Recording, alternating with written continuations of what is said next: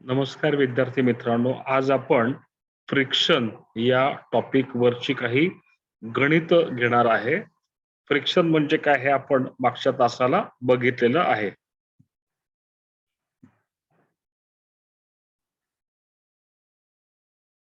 तर जसं आपण मागच्या तासाला बघितलं की फ्रिक्शन याचा अर्थ काय, की दोन पदार्थ ज्यावेळेस एकमेकांवर ठेवलेले असतात आणि त्यातल्या एखाद्या पदार्थाला आपण गती देण्याचा प्रयत्न करतो, तेव्हा त्या गतीला पदार्थाच्या पृष्ठभागातून जो काही होणारा विरोध आहे, त्याला फ्रिक्शन किंवा घर्षण असं म्हणतात. पदार्थाच्या सरफेसेस मध्ये जो काही गतीला होणारा विरोध आहे, याला फ्रिक्शन किंवा घर्षण असं म्हणतात. पदार्थाच्या वजनावर आणि पदार्थाच्या पृष्ठभागाच्या प्रकारावर घर्षण बल किंवा फ्रिक्शनल फोर्स हे ठरतं.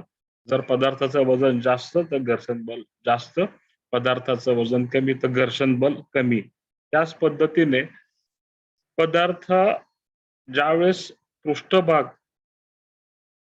पृष्ठभागाच्या प्रकारावरून घर्षण बलाचा प्रमाण ठरतं. जर पृष्ठभाग हा स्मूथ असेल, गुळगुळीत असेल तर घर्षण बल कमी, पृष्ठभाग हा रफ किंवा खडबडीत असेल तर घर्षण बल हे जास्त आहे. पृष्ठभागामधील जे काही उंचवटे आणि खड्डे आहेत, त्याच्यामुळे घर्षण बल हे निर्माण होतं. त्याच्यामध्ये पृष्ठभागाच्या उंचवट्या आणि खड्ड्यांमध्ये एकमेकांचं इंटरलॉकिंग होतं, दोन स्पर्शित पृष्ठभागांचं, आणि म्हणून घर्षण निर्माण होतं. कोणताही पृष्ठभाग हा ऍब्सोल्युटली फ्रिक्शनलेस नाही. त्यानंतर आपण घर्षणाचे प्रकार बघितले. स्थिर पदार्थाला गती देताना जो काही विरोध होतो त्याला आपण स्टॅटिक फ्रिक्शन असं म्हणतो. गतीमध्ये असलेल्या पदार्थाच्या पृष्ठभागावर जे घर्षण बल तयार होतं त्याला आपण डायनॅमिक किंवा कायनेटिक फ्रिक्शन किंवा असं म्हणतो. तसेच जर एखादा पदार्थ रोल करतो, म्हणजे स्वतःभोवती गोल फिरून जो पुढे जात असेल तर त्याला रोलिंग फ्रिक्शन असं आपण म्हणतो. फ्रिक्शनल फोर्स किंवा घर्षण बलाची सगळ्यात जास्त किंमत ही स्टॅटिक फ्रिक्शन मध्ये असते, त्याच्यानंतर त्यापेक्षा कमी डायनॅमिक फ्रिक्शन मध्ये असते, आणि सगळ्यात कमी किंमत आहे ती रोलिंग फ्रिक्शन मध्ये असते. आता आपण त्याच्यामध्ये एक महत्वाची कन्सेप्ट मागच्या वेळेस जी बघितली आहे त्याला आपण म्हटलेलं आहे कोइफिशियंट ऑफ फ्रिक्शन. तर कोइफिशियंट ऑफ फ्रिक्शन म्हणजे काय? घर्षण गुणांक.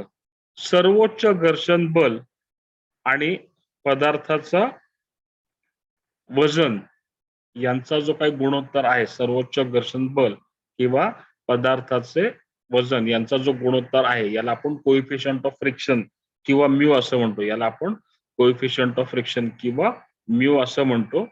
तर mu is equal to F upon R, किंवा ज्या बलाला पदार्थ हलतो त्याला आपण लिमिटिंग फ्रिक्शन असं म्हणतो. तर ज्या बलाला पदार्थ हलतो ती किंमत इथे पी असं म्हटलेलं आहे. त्याचप्रमाणे पदार्थाचं वजन हे आपण घेऊन कोइफिशियंट ऑफ फ्रिक्शन याची किंमत काढत असतो. तर आपल्याला कोइफिशियंट ऑफ फ्रिक्शन बरोबर एफ अपॉन डब्ल्यू किंवा एफ अपॉन आर हे सूत्र पाठ असणं अपेक्षित आहे. हे सूत्र पाठ असणं अपेक्षित आहे. त्याच्यानंतर अजून एक कन्सेप्ट आपण बघितली, अँगल ऑफ फ्रिक्शन. त्या अँगल ऑफ फ्रिक्शन याचा अर्थ काय? जर पदार्थाचे ओढणारे बल जे आणि लिमिटिंग फ्रिक्शन ही किंमत इथं सारखी घेतलेली आहे. पदार्थाचं वजन आणि त्याचं प्रतिक्रिया बल याला आर असं म्हटलेलं आहे. एफ आणि आर यांचा जो एकत्रित रिझल्टंट फोर्स आहे त्याला एस असं म्हटलेलं आहे. एफ आणि आर यांचा एकत्रित बल एस असं म्हटलेलं आहे, रिझल्टंट फोर्स. या रिझल्टंट फोर्सशी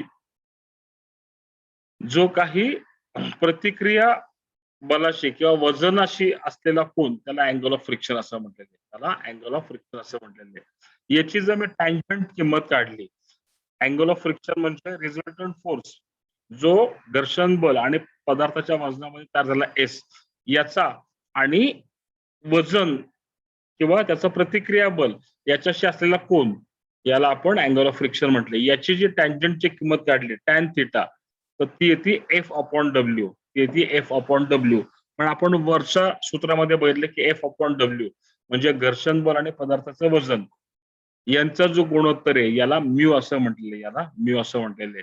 म्हणजे अँगल ऑफ फ्रिक्शन ची टँजंटची किंमत म्हणजेच coefficient of friction. Angle of friction याच्या टँजंटची किंमत म्हणजेच कोएफिशियंट ऑफ फ्रिक्शन. तर कोएफिशियंट ऑफ फ्रिक्शन बरोबर एफ अपॉन आर किंवा limiting friction upon normal reaction किंवा फोर्स टू वेट हे सूत्र आपल्याला 10 वेळा मी मागच्या वेळेस मला लिहायला सांगितलं होतं. याच सूत्राच्या आधारित आपल्याला गणित जी आहेत ती सोडवायची आहेत. तर याच्या निम्मी या पुस्तकामध्ये अतिशय विविध प्रकारची सोडवलेली गणितं दिलेली आहेत. तर ती सोडवलेली गणितं आपण घेणार आहोत. पहिलं गणित आपण बघू. A force of 40 kg is required to pull a weight of 400 kgs on a horizontal plane. Determine the coefficient of friction. आता या प्रश्नाचा अर्थ अधिक समजून घ्या. आडव्या पातळीवर 400 किलो वजनाची वस्तू ओढण्यासाठी आडव्या पातळीवर 400 किलो वजनाची वस्तू ओढण्यासाठी 40 किलो एवढं बल लागते. 40 किलो एवढं बल लागते.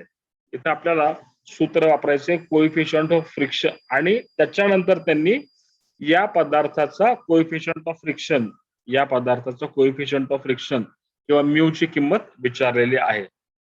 तर कोएफिशियंट ऑफ फ्रिक्शन बरोबर एफ अपॉन डब्ल्यू. पदार्थाचं ओढणारं बल आहे म्हणजे एफ ही किंमत येणार आहे. पदार्थाचं ओढणारं बल किती दिलेलं आहे? 40 केजी. म्हणून एफ बरोबर पी बरोबर 40 केजी. पदार्थाचं ओढणारं बल म्हणजेच घर्षण बल, पदार्थाचं ओढणारं बल म्हणजेच घर्षण बल आणि पदार्थाचं वजन म्हणजेच त्याचं नॉर्मल रिएक्शन किंवा लंब प्रतिक्रिया बल असं आपण गृहीत धरत असतो. तर त्याच्यामुळे एफ ची किंमत इथे येणार आहे एफ बरोबर पी बरोबर 40 आणि डब्ल्यू बरोबर आर बरोबर 400. तर म्यू बरोबर एफ अपॉन आर बरोबर 40 भागिले 400. तर त्याचं उत्तर येणार आहे 40 डिवाइड बाय 400. त्याचं उत्तर येणार आहे 0.1. त्याचं उत्तर आहे 0.1. तर म्यू ची किंमत किती आली? 0.1. इथे घर्षण बल आणि पदार्थाचं वजन यांचं एकक सारखं असल्याने म्यूला एकक येत नाही. म्यूला एकक येत नाही. आता आपण दुसरा गणित बघूया. A force for 30 Newton is required to move a body of mass 35 kg on a flat surface horizontally at a constant velocity. Find the coefficient of friction. इथे पदार्थाचं वस्तुमान दिलेलं आहे 35 किलो आणि ओढणारं बल आहे हे 30 न्यूटन.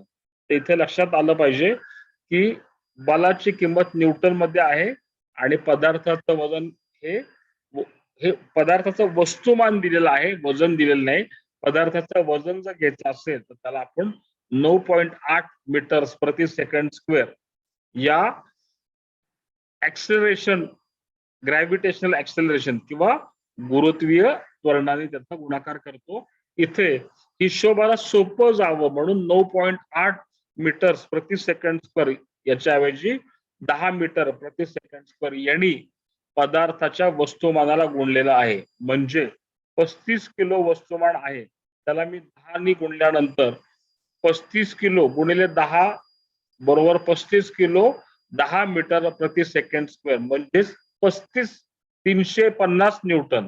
म्हणजे 350 न्यूटन एवढं पदार्थाचं वजन होणार आहे. इथे त्यांनी सूत्रामध्ये दिले की एक साधारण आपल्याला थंब रूल माहिती पाहिजे की 1 किलो म्हणजे 10 न्यूटन. 1 किलो म्हणजे 10 न्यूटन किंवा जर वस्तुमान किलो मध्ये दिला असेल तर त्याला 10 ने गुणल्यानंतर आपल्याला पदार्थाच्या वस्तू वजनाची किंमत ही न्यूटन मध्ये मिळणार आहे. इथे मी पदार्थाचं वस्तुमान हे न्यूटन मध्ये कन्वर्ट केले. 35 गुणिले 10 350 न्यूटन त्याचं वजन आलेलं आहे आणि ओढणारं बल आहे 30 न्यूटन. मी पुन्हा इथे त्यांनी कोएफिशियंट ऑफ फ्रिक्शन विचारले. तो कोएफिशियंट ऑफ फ्रिक्शन म्हणजे ओढणारं बल बरोबर घर्षण बल आणि पदार्थाचं वजन.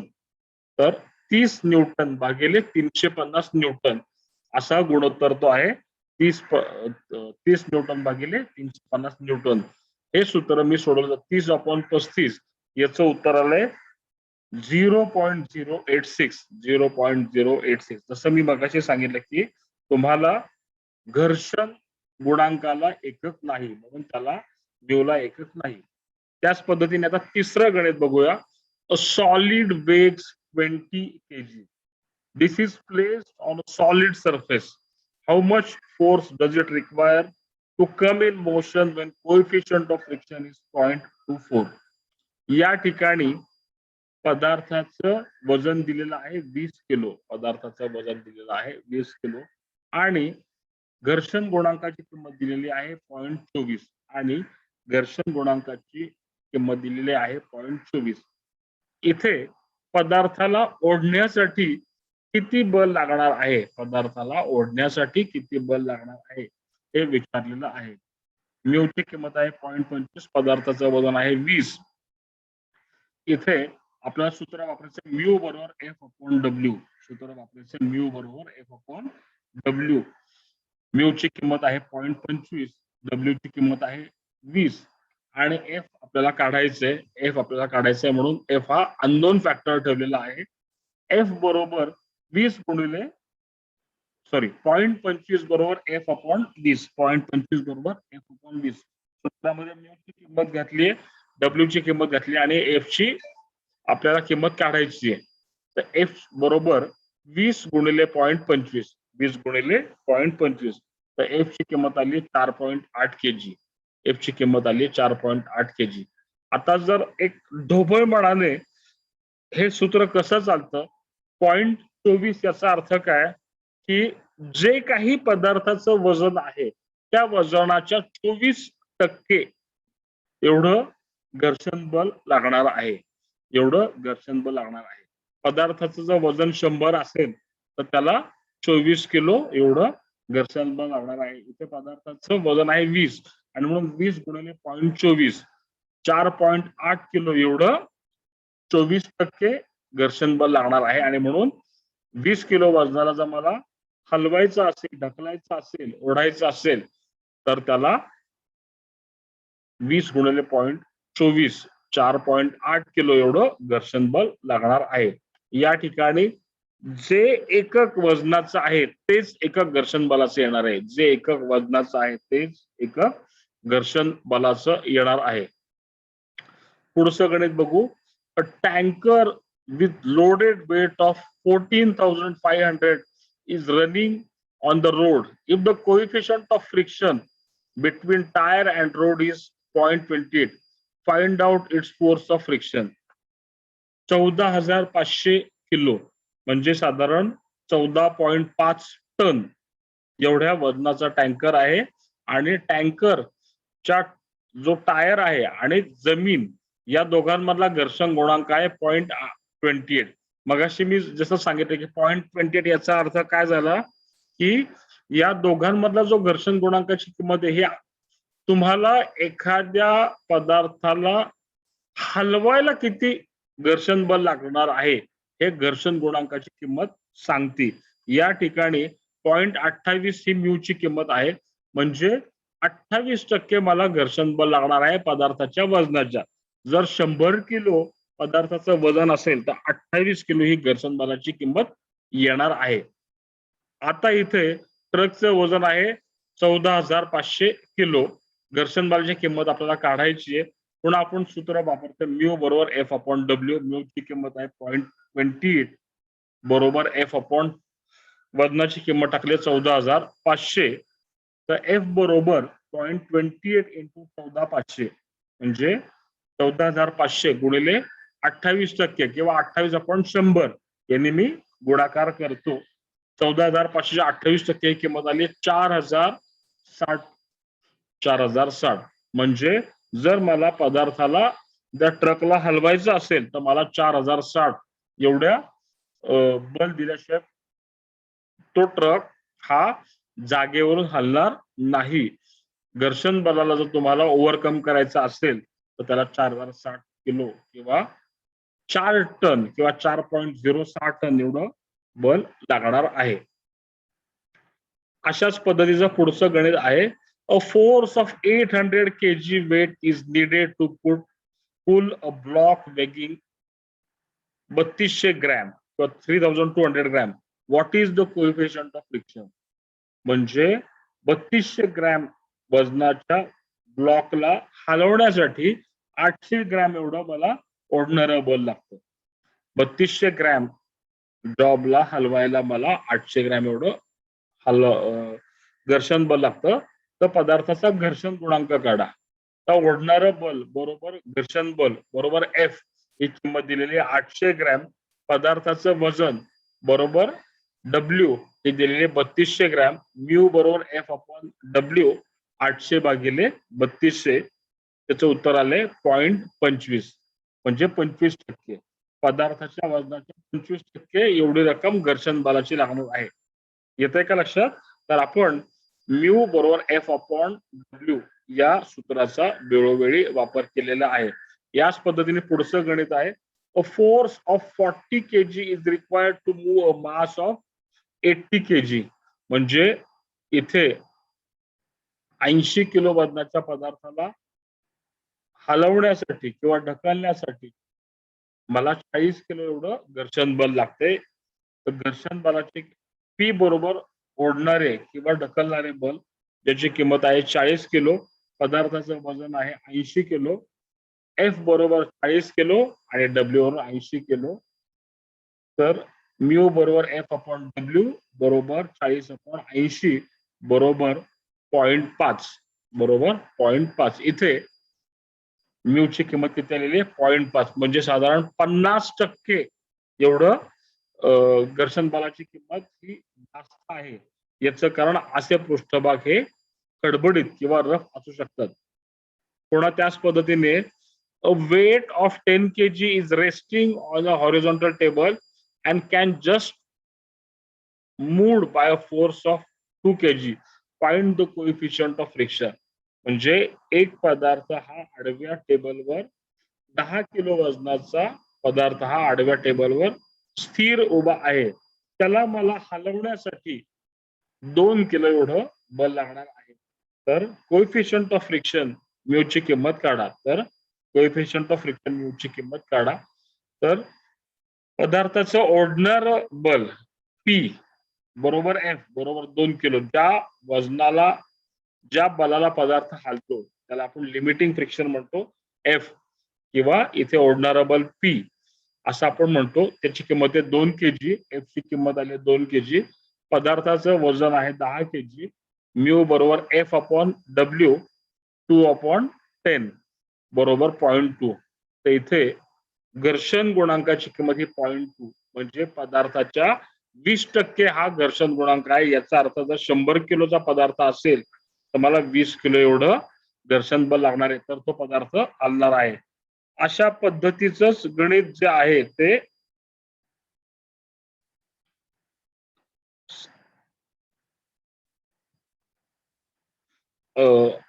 8 आणि 9 या पद्धतीने सोडवलेलं आहे. आता आपण सॉरी 8वं गणित अशाच पद्धतीने सोडवलंय. 9वं गणित थोडस वेगळं आहे तर ते आपण बघू. इथे metal block weighing 10 kg rest on a horizontal table. 10 kilo वजनाचा धातूचा ब्लॉक हा आडव्या टेबलवर उभा आहे. Horizontal force of 2.5 kg can just slide the block. 2.5 kilo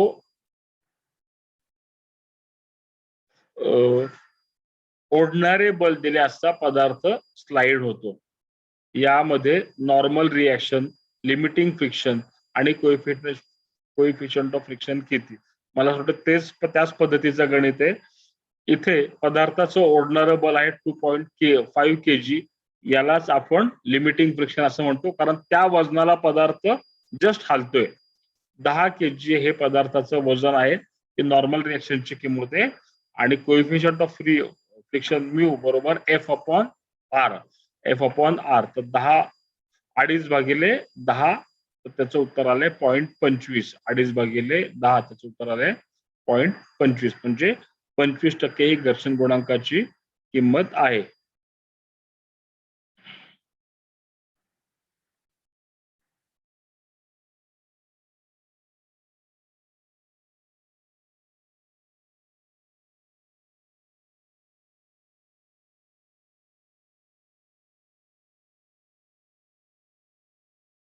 आता आपण 12वं गणित बघूया, थोडस वेगळं आहे. A mass of a body of mass of 60 kg rests on a horizontal plane. The value of coefficient of friction between it and the plane is 0.2. Find the work done. म्हणजे इथे घर्षण गुणांकाची किंमत दिलेली आहे 0.2, म्यू ची किंमत दिलेली आहे 0.2. त्याच्यानंतर पदार्थाचं वजन दिलेलं आहे, सॉरी मास दिलेलं आहे 60 kg. आणि आता आपल्याला find the work done in moving the body. किती कार्य झाले आहे जर पदार्थ हा 5 मीटर विस्थापित झालेला आहे. किती कार्य झालं आहे जर पदार्थाने 5 मीटर एवढं अंतर कापलेलं आहे. तर आपल्याला सुरुवातीला म्यू ची किंमत किती दिलेली आहे 0.2. डब्ल्यू ची किंमत किती आहे 60. एस म्हणजे पदार्थाने कापलेलं अंतर दिलेले 5 मीटर. या ठिकाणी म्यू बरोबर एफ अपॉन डब्ल्यू हे सूत्र वापरलंय आणि आपण घर्षण बलाची किंमत काढलेली आहे. म्यू बरोबर 0.2 दिलेले, पदार्थाचं वजन दिलेले 60. तर घर्षण बलाची किंमत एफ किती येणार आहे 60 गुणिले 0.2. 60 गुणिले 0.2 म्हणजे 12 किलो. घर्षण बलाची किंमत आली 12 किलो. आता या ठिकाणी तुम्हाला किती कार्य झालेलं आहे हे विचारलेलं आहे. तर घर्षण बल गुणिले पदार्थाने कापलेलं अंतर, घर्षण बल किंवा बल गुणिले पदार्थाने कापलेलं अंतर. तर 12 गुणिले 5 मीटर, 12 गुणिले 5 मीटर, तर त्याचं उत्तर आले 60 kg मीटर. 60 kg मीटर एवढं कार्य झालेलं आहे, एवढं कार्य झालेलं आहे.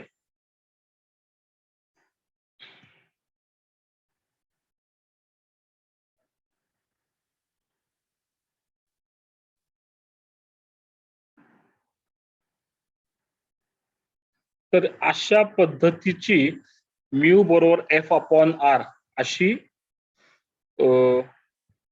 या सूत्रावर आधारित गणित आहेत. ही असाइनमेंट ए मध्ये तुम्ही 1 ते 10 सोडवण्याचा प्रयत्न करा. याच्यात काय अडचण असेल तर आपण ती नक्की सोडू.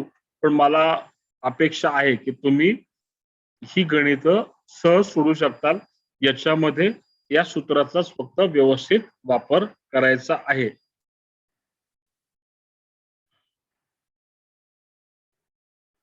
यातले एमसीक्यू जे आहेत त्याची उत्तर आता एमसीक्यू आपण ती सोडू. पहिला प्रश्न आहे, which one of the following is useful friction.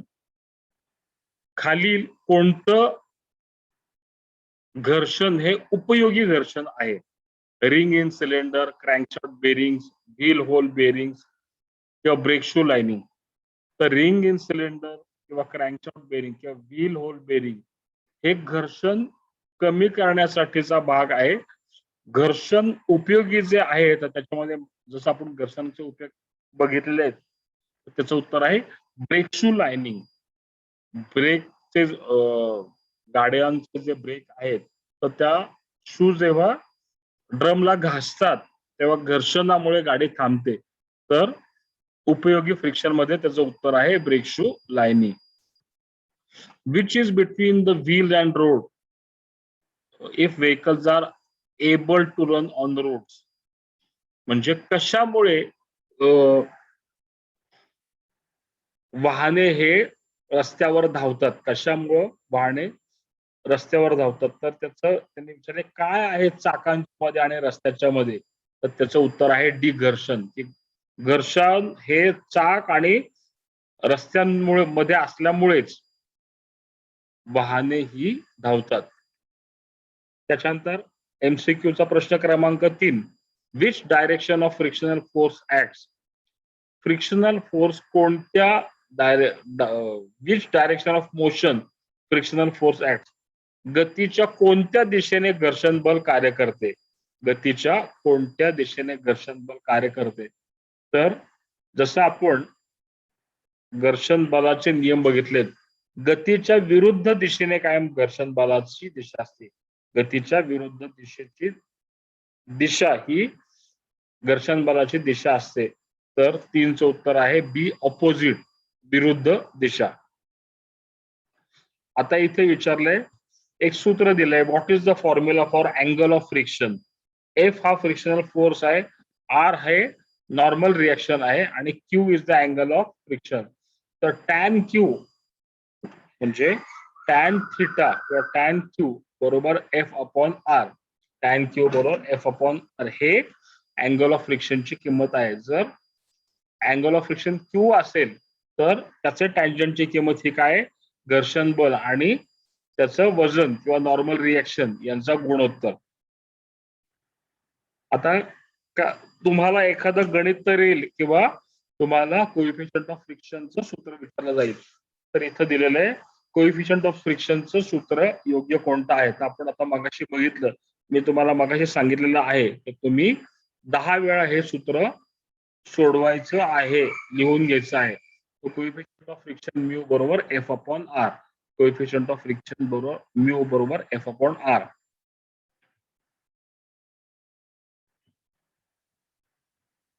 6, 7, 8 ही गणितं तुम्ही सोडवा. 9 आपण बघू. 9 आणि 10 याची उत्तरं काय आहेत.